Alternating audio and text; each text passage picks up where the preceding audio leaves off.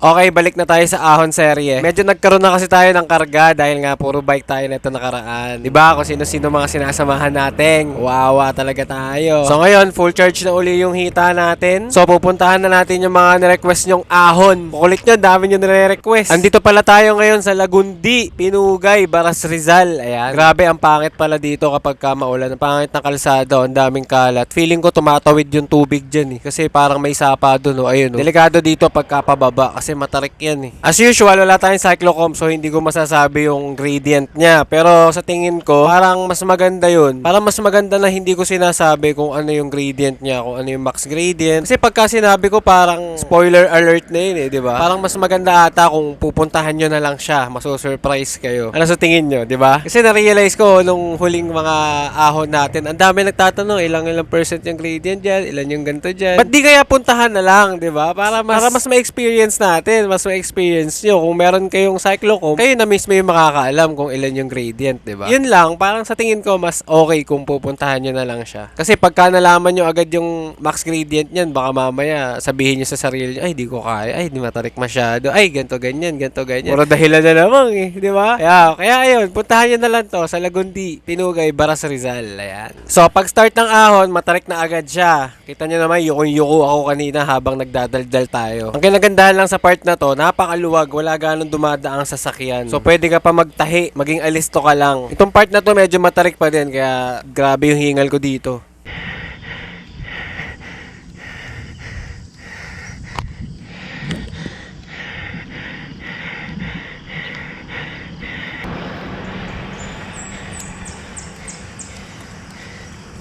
Grabe din makapangit yung ahon. Pero pagdating nyo sa gate na to, medyo paglagpas nyo lang dyan, medyo gagaan na yung sipa nyo. Pero ahon pa din siya. Hindi na ganun katarik. Ayan, medyo bumibilis na tayo. Bali, after niya unang ahon na yan, recovery, ahunin na rin natin yung dulo para sulit. Hindi muna tayo kakaliwa dyan para lumabas. So may konting lusong lang bago dulo.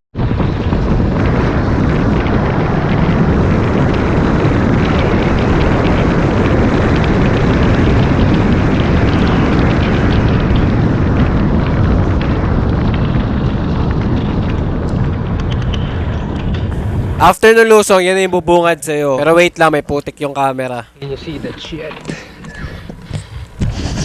Ayan. So kung i-compare dun sa unang ahon, halos parehas lang sila. Halos parehas lang yung pakiramdam ko. Same lang yung hirap na naramdaman ko dito tsaka dun sa una. May konting warning lang tayo dito. Napakadaming aso lang, promise. Pero maganda sa kanila, hindi sila nakahabol. Actually, ilag sila sa tao. Ayan o, medyo nag-iilag pa sila. So safe lang. Madami yan, meron pa dun sa unahan. Actually, para mas maganda nga kapag hinabol ka pa nila, mapi-PR mo pa yung ahon.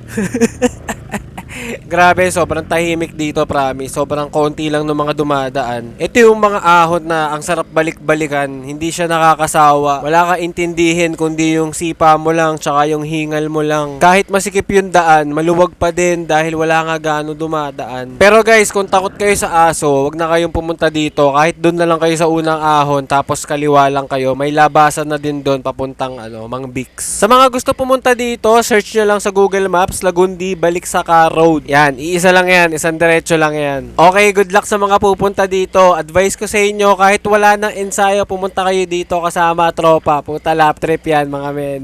Ang ganda ng kwentuhan nyo yan, promise.